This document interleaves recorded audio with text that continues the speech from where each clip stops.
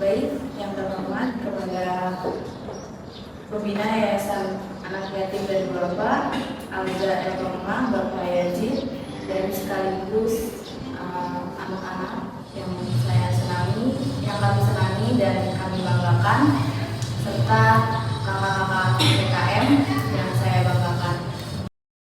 Kegiatan PKM kami pada hari ini dengan membawa materi pendidikan anti korupsi dalam perspektif Al-Quran dan tafsirnya. Sebenarnya di sini ada yang tahu nggak korupsi itu apa? Apa jawabannya? Apa? Tahu nggak? Ya, kalau di sekolah dia tahu nggak korupsi kayak gimana? Mau diajarin nggak? Contoh praktik kalau di sekolah yang termasuk korupsi. Kami uangkan. Jadi dari Al-Quran itu tidak menyebutkan secara eksplisit korupsi, tapi lebih menjelaskan kepada makna korupsi. Al-Quran itu memang nggak ada kata korupsi secara langsung, tapi di Al-Quran itu isinya banyak banget yang menyinggung tentang perilaku korupsi. Nah, contohnya itu seperti al-ikhtilas atau mencuri. Contohnya seperti misalnya mengambil yang bukan hak milik kita. Misalkan kalau misalkan ada uang nih, kalian suka nemuin uang di jalan nggak? Enggak. Kalau misalkan kalian suka nemuin uang di jalan, itu diusahakan jangan diambil karena emang bukan milik kita. Boleh aja diambil, tapi kita sedekahkan ke kotak amal, ke masjid, ya jangan diambil. Terus juga ada ifsad atau merusak. Itu membuat kerugian orang lain gitu. Kemudian ada ghulul atau mengkhianati, seperti kalau diberi amanah itu dia bukannya menyampaikan tapi malah khianat gitu. Kemudian ada tafif atau curang, nipu, dia nggak jujur, nilok duit lah gitu caranya. Misalkan aku mau nitip dong, kamu mau ke kantin. Iya, aku mau nitip minuman deh. Nah, misalkan beli minuman di kantinnya itu harganya cuma 3.000, tapi kau bilang ke teman kamu itu 5.000. Nah, itu nggak boleh ya. Nah, Kenapa ada? di sini ada nggak? Ada. Mana? Nggak boleh ya, model kayak gitu. Kemudian juga ada sud, itu makan uang yang haram. Itu nggak boleh. Nah, jadi korupsi itu termasuk semua perbuatan yang curang dan zalim yang dilarang dalam Islam. Jadi sebaik mungkin kita harus menjauhinya ya. Kemudian di sini ada apa itu pendidikan anti korupsi. Nah, sederhananya pendidikan anti korupsi itu adalah proses untuk mendidik orang supaya menjadi manusia yang jauh dari perbuatan yang zalim ini ya. Jadi apa kita tuh di pendidikan anti korupsi ini diajarkan menilai, kita diajarkan dengan ditanamkan nilai jujur, dibiasakan bertanggung jawab, terus juga kita punya integritas atau pegangan prinsip, juga kita diajarkan peduli sesama orang lain. Nah, tujuannya itu apa sih? Tujuannya itu biar orang sadar kalau korupsi itu bahaya. Nah, korupsi itu bisa membentuk karakter yang curang, yang bikin lingkungan itu menjadi kotor gitu ya.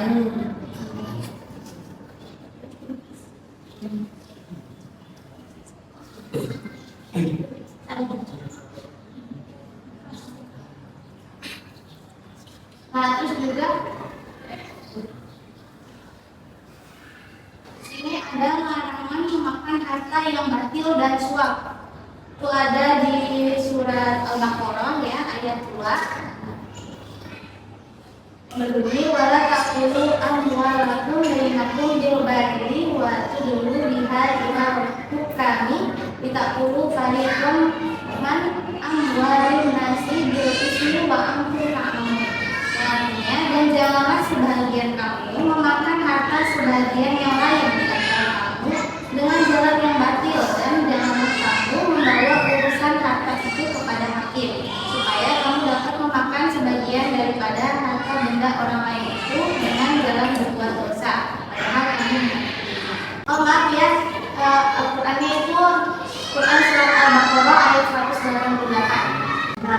ini tentang maksud atau tafsir dari ayat yang sebelumnya dibaca oleh Rekan tadi. Ayat itu menjelaskan dua larangan yang saling berkaitan kuat. Yang pertama itu larangan memakan harta orang lain dengan cara yang tidak benar.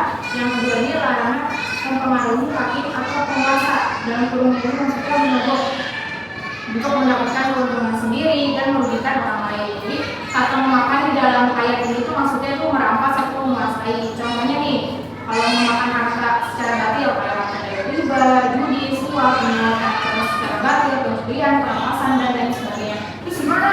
Kalau misalnya aku kerja di perusahaan orang lain, nah kalau kerjanya itu rezeki didapatkan dengan cara yang halal, kita nggak nyogok gitu ya supaya masuk perusahaan itu halal rezekinya. Tapi kalau dari awal aja kita sudah nyogok gitu ya supaya keterima gitu, nah itu makanya tidak. Terus kalau nyewa pengacara, kayak tahu nggak sih kasus ini yang ABK kerja di kapal, anak itu tahu kan? Yang dituduh dia jadi ini kan menyelundupi narkoba 2 ton, tapi ternyata sampai dihukum mati gitu sama jaksa. Tapi jasanya kayak benar-benar ada yang langsung gitu nutup gitu. Padahal di atas dari pegawai itu kan ada bosnya. Si bos di kapal itu, kenapa bos di kapal itu nggak dipanggil gitu ya ke majelis hakim gitu. Jadi itu tuh apakah memang jaksa itu nggak dimasuk apa? Tapi akhirnya karena mengabaikan Allah, jadi aku sih hukumnya itu jadi berkurang. Terus itu sebenarnya si pegawai itu nggak salah gitu, karena kan dia kerjanya cuma dari pegawai gitu ya, nurutin perintah dari bosnya kalau suruh ngirim ini barang ini, jadi ya tinggal kirim gitu kan dia dapat perintah itu kan. Sudah mensyaitan makan hari nabi yang tadi panjang itu ya semua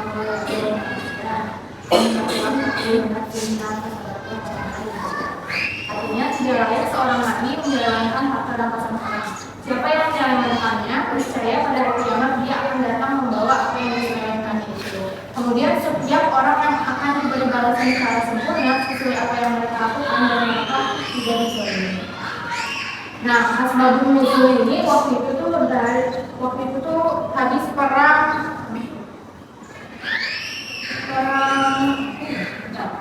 Uhud gitu kan, terus ada harta rampasan perang ghanimah.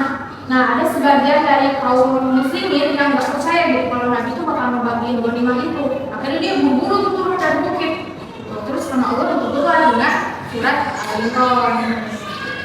Tadi yang dulu jelasin, guru itu apa sih? Nah, jadi guru itu artinya itu mengambil sesuatu yang bukan hak kita, gitu. Terutama dalam urusan harta, cara dia berbuat atau tidak jujur. Contoh sederhananya itu semisal kita dikasih kepercayaan jadi ini nih guru kelas gitu. Terus kita kan otomatis megang uang kelas nih, uang anak kelas. Nah, kita mau beli cilok 5.000, tapi kita cuma megang uang 4.000. Terus kita ini secara diam-diam, aku mau beli uang kas dulu. Terus secara diam-diam dia ngambilnya. Nah, itu tuh termasuk dari guru. Jadi kita tuh harus banget jaga kepercayaan, jaga kejujuran. Dalam ayat sebelumnya juga yang udah dibacain sama Nabila, itu tuh dijelasin bahwa seorang nabi itu nggak mungkin benar-benar berkhianat dalam hal seperti ini. Artinya sebagai umatnya kita juga harus menjalani sifat jujur dan amanah. Selain itu, setiap perbuatan manusia sekecil apapun itu akan dimintai pertanggungjawabannya di akhirat nanti. Nah, jadi perbuatan seperti korupsi, mengambil hak orang lain, itu tuh bukan hanya salah secara sosial, tetapi juga di akhirat nanti akan dimintai pertanggungjawabannya. Intinya di sini kita diajarkan selalu jujur menjaga amanah dan tidak mengambil sesuatu yang bukan hak milik kita. Jadi selanjutnya itu ada nilai-nilai pendidikan dari 2 ayat yang tadi udah dibacain sama Sambil sama yang kedua. Yang pertama itu ada dari surat Al-Baqarah ayat 188. Jadi kita itu diajarin untuk menjauhi korupsi atau mengambil harta orang lain secara tidak benar. Kita juga harus menjunjung tinggi nih kejujuran dan integritas dalam kehidupan sehari-hari. Contohnya pas ujian itu kita nggak menyontek walaupun ada kesempatan kecil untuk menyontek. Jadi itu kan juga termasuk bentuk kejujuran ya. boleh menggunakan hukum sebagai alat untuk membenarkan perbuatan yang salah. Justru hukum itu kan harus digunakan untuk menegakkan keadilan ya. Di sini juga ditekankan pentingnya tanggung jawab moral dan mendorong terciptanya keadilan sosial. Nilai pendidikan yang kedua itu ada dari surat Al-Imran ayat 161. Jadi di sini kita diingatkan bahwa berkhianat atau gurur itu dilarang. Kita harus meneladani kejujuran Nabi ini. Karena beliau adalah contoh terbaik dalam menjaga amanah. Terus ayat ini juga mengingatkan bahwa semua perbuatan kita itu akan dimintai pertanggungjawaban di akhirat nanti. Contoh lainnya, kalau kita janji ke teman ya harus ditepati dan dihianati. Jadi kesimpulan dari nilai-nilai pendidikan ini ya, nilai utama yang bisa kita ambil itu adalah pentingnya menjaga kejujuran, amanah, tanggung jawab, dan keadilan dalam kehidupan sehari-hari. Boleh yang udah selesai nulis pertanyaannya berdiri terus bacain. Sama nyebutin nama? Iya, nyebutin nama. Oh, sama kelasnya juga ya?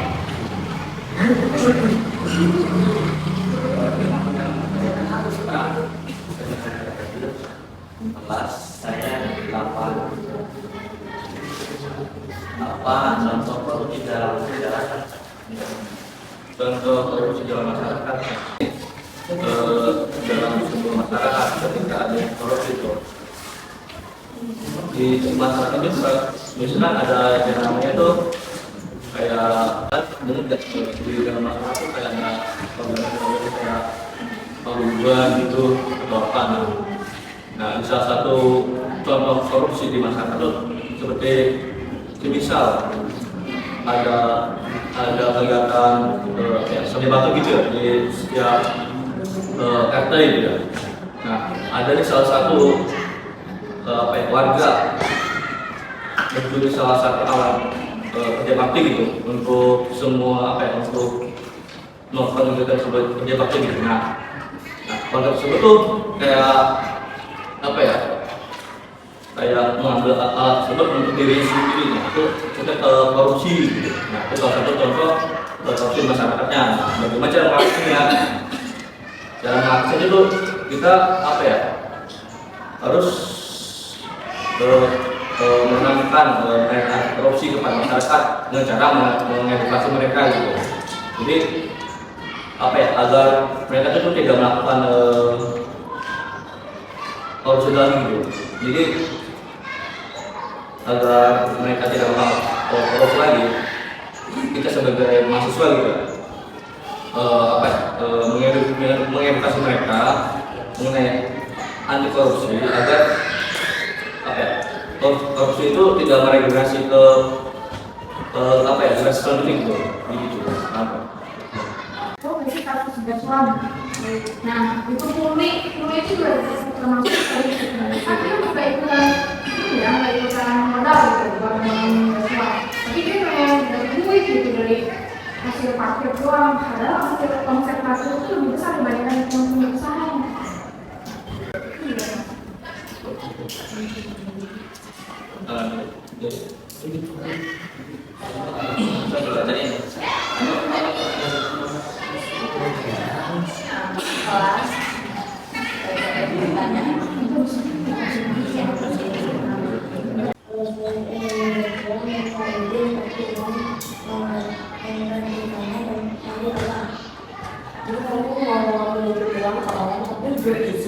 Tapi kamu udah ada data yang buat ganti nanti gitu.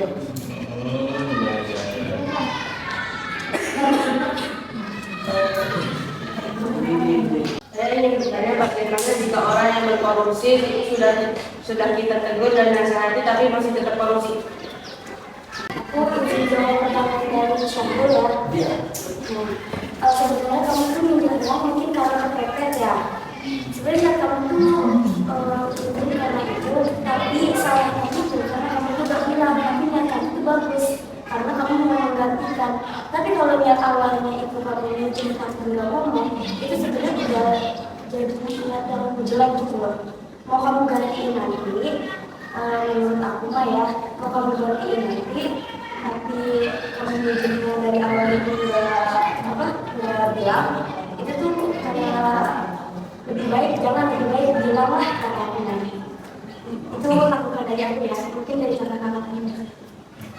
yang nggak perfect banget gitu ya, di uangnya kayak cuma beli cilok gitu.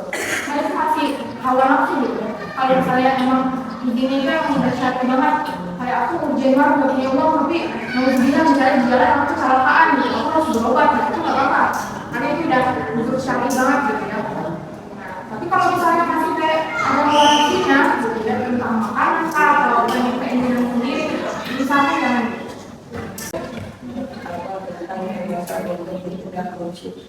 Jadi apa tantangan terbesar dalam mencegah korupsi ya?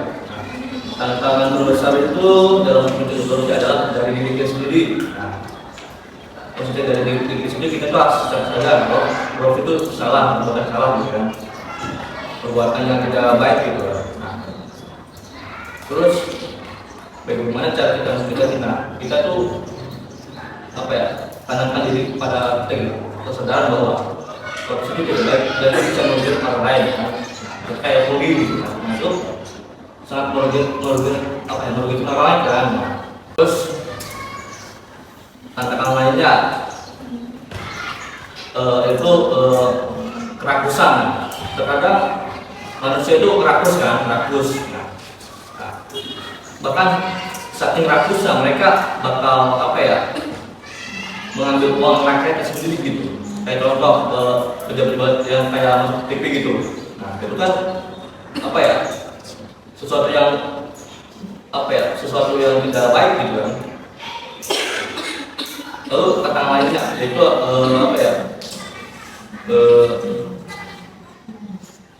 akan haus kekuasaan gitu. Jadi ketika manusia yang diambil alih oleh emosi yang namanya haus kekuasaan, mereka itu tidak peduli dengan namanya moral kehidupan lah gitu. Jadi mereka itu lebih mementingkan diri sendiri gitu. Jadi daripada berpikir mengenai kekuasaan gitu. Menghindari korupsi juga misalnya kita di tengah jalan gitu ya, mau bilang kena tilang tuh.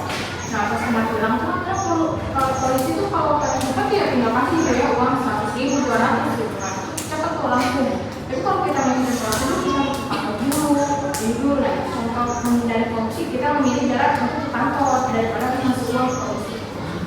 Itu benar-benar dari TikTok kita gimana ya?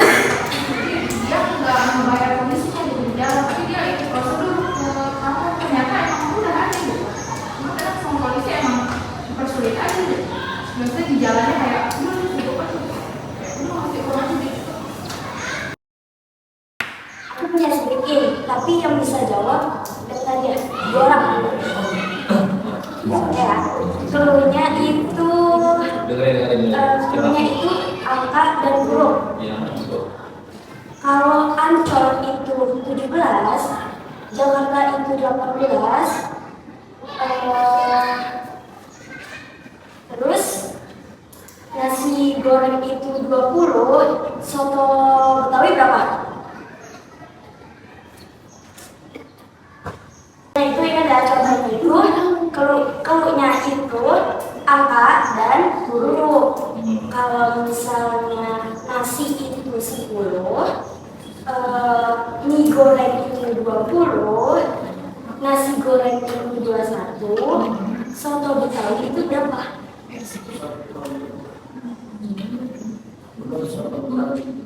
Berapa? Terus ya guys, Angkat tangan, langsung angkat tangan. ya. Tadi pilih nih mata-mata. Keluarnya itu angka dan huruf. Kalau misalnya gajah itu 10, kucing itu 17, kudanya berapa? Kamu udah ngasih? Ayo mereka. Berapa? Angkat tangan dulu.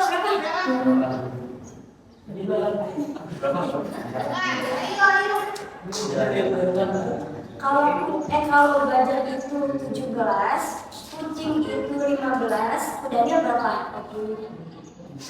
Cuntungan.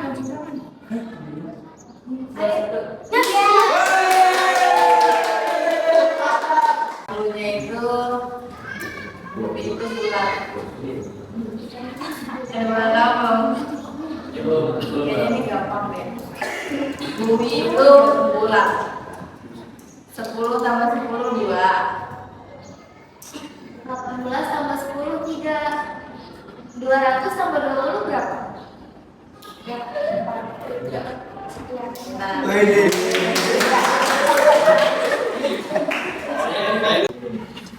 300 dikurang 10 itu 2. Nah, 10 tambah 50 2. Kalau 1000 dikurang 10 berapa? 1. Iya benar. Ini ada dua, aku akan ngasih pertanyaan ke dua orang. Siapa yang bisa jawab? Pertanyaan pertama itu apa sih korupsi menurut kalian? Dari siapa? Kan tadi kita udah ngejelasin ya, ngejelasin dari tentang korupsi. Nah, apa sih yang kalian tahu tentang korupsi? Setahu kalian ada yang punya korupsi? Tenang dulu. Penggelapan uang kita meninggal. Ada.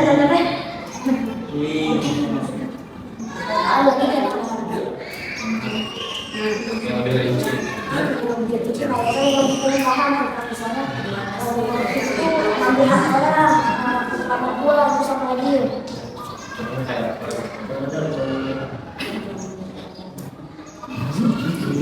Contohnya, Mengambil uang orang yang ya. Kalau kita kan ya, terus tanya gue ya. Terus aku mau minta salah satu dari kalian kasih contoh dari perbuatan misalnya korupsi ini yang ini sih.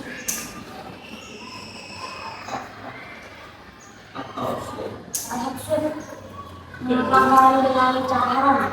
siapa yang tahu contoh dari makan makanan yang haram? makan dengan cara yang haram. Makan dengan cara yang haram. Siapa yang jawab contohnya di sekarang? Dengan cara yang haram. Di sekolah, di rumah, Belum jawab nih, jawab ya sebagian. Ayo ini belum jawab nih. Yang lain ya, Jawab saja.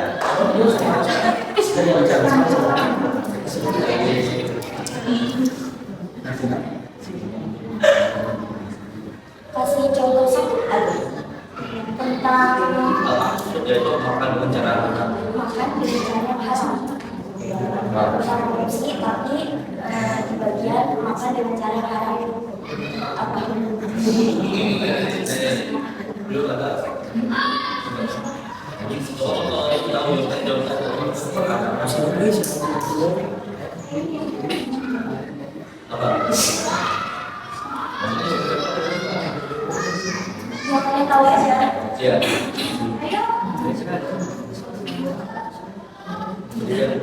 Namanya nggak tahu lagi yang baju hitam nih.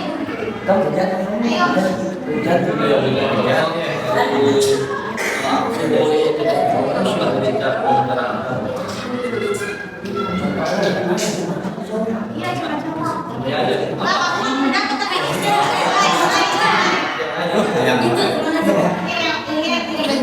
Boleh masukin namanya juga bang. Biru, biru. Yang kalian tahu aja apa? Dari kehidupan sehari-hari di sekolah, di depan, di rumah. Memberikan contoh dari episode yaitu makan dengan cara yang haram. Satu aja contohnya. Jangan mau berjawab. Ya, makan dengan cara yang haram. Ayo. Ada yang tahu kan? Ada yang tahu? Langsung jawab aja nggak apa-apa.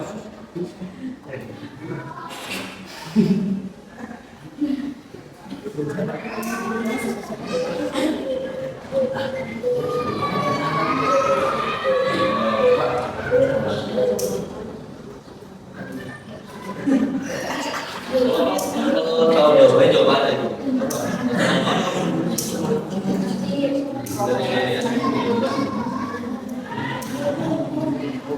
Dari itu Ada. ada. Contoh-contohkan, kita contohkan. Karena ada TPS mau menyambungkan ke masyarakat untuk pembangunan yang mau jalan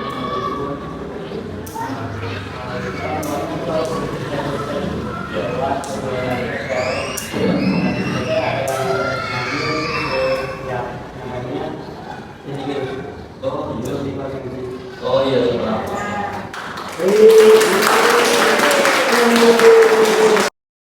Oke, baik, mungkin sekian dari kegiatan PKN kita. Bisa disimpulkan bahwa korupsi adalah perbuatan menggunakan kekuasaan untuk kepentingan sendiri, seperti menggelapkan uang atau menerima uang sogok. Praktik korupsi dapat terjadi dimanapun dan kapanpun. Oleh karena itu, pendidikan anti korupsi penting dilakukan sejak dini agar tidak terjadi praktik korupsi di masa depan. Bagi kalian semua, korupsi dalam Al-Quran tidak disebut secara eksplisit, melainkan lebih kepada makna yang masih berkaitan dengan korupsi. Allah jelas melarang tindakan korupsi dalam bentuk apapun. Jadi sebelumnya tepuk tangan dulu untuk kita semua. Ini adalah antusiasnya yang sangat semangat untuk hari ini. Terima kasih untuk membantu bekerja sama bersama kami, bersama kakak-kakak PKN kita semua ini untuk menjalankan tugas kami. Sekali lagi terima kasih dan mohon dimaafkan atas kekurangannya, ketidaknyamanannya, atas kehadiran kami. Wassalamualaikum warahmatullahi wabarakatuh. Waalaikumsalam.